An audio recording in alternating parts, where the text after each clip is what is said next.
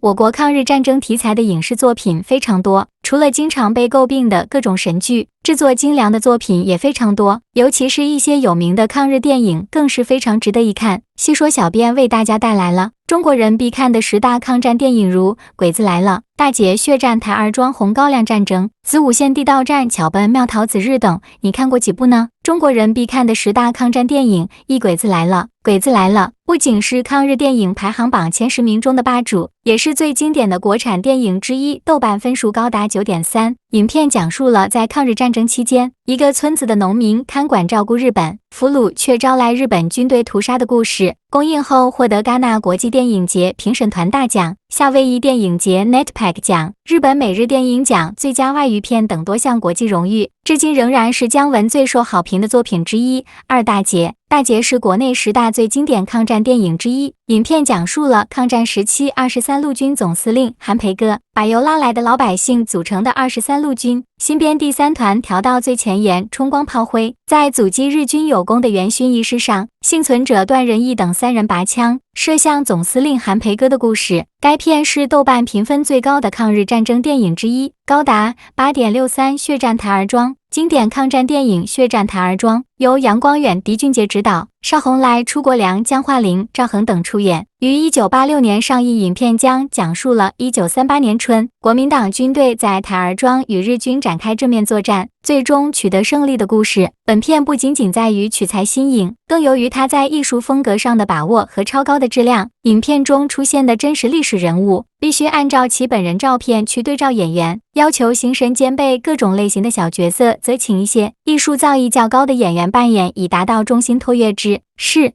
红高粱抗战片推荐中经典国产片《红高粱》也是不得不看的佳作。影片改编自莫言的同名小说，以抗战时期的山东高密为背景，讲述了男女主人公历经曲折后一起经营一家高粱酒坊，但是在日军侵略战争中，女主人公和酒坊伙计均因参与抵抗运动而被日本军虐杀的故事。该片获得第38届柏林国际电影节金熊奖，是首部获得此奖的亚洲电影，至今都是国产电影的骄傲。战争子午线。抗日电影盘点中，这部战争子午线也是部高分作品。影片故事发生在1942年11月的严冬，伴随着太平洋战争的爆发，世界反法西斯战争进入了新的阶段，而抗日战争也进入最为关键，同时也是最为艰苦的时期。讲述了一支由8路军的子弟伤员组成的特殊队伍，以生命为代价粉碎日寇阴谋的故事。地道战。好看的抗日片中少不了像《地道战》这样的经典老电影。该片讲述了抗日战争时期，为了粉碎敌人的扫荡，河北省冀中人民在中国共产党的领导下，创新的利用地道战的斗争方式打击日本侵略者的故事。截至2012年，已创造出共30亿人次观看的记录。巧奔庙桃。抗战的电影中也不全都是主旋律的严肃主题，巧奔庙桃就是部轻松好看的抗日电影。受伤的8路军交通员将一个装有日军战略进攻图的邮布包塞进弟弟二柱的手中，嘱咐他一定要送到火车站接应的同志手里。可是情急之下，二柱却将联络暗号山重水复疑无路错记成山清水秀找八路。抗日心切的农民顺子和老幺叔侄俩正边为人家弹棉花挣钱糊口，边寻找8路军。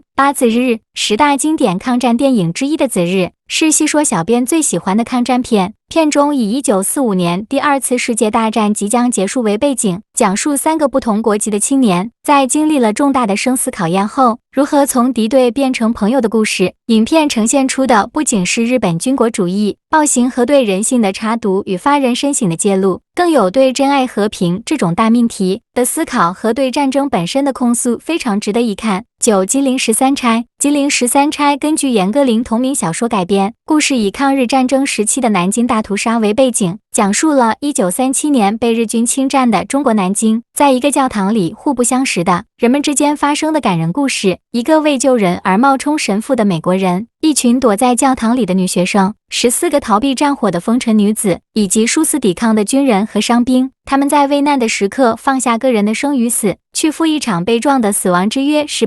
800是好看的抗日战争电影。该片取材于1937年淞沪会战，讲述了被称作800壮士的中国国民革命军第3战区88师524团的一个加强营，固守苏州河畔的4行仓库，阻击日军的故事。本片从人性出发，既描绘了投身战争中英勇无畏的战士，也刻画了怕死未战的普通人，让人深切感到战争的可怕。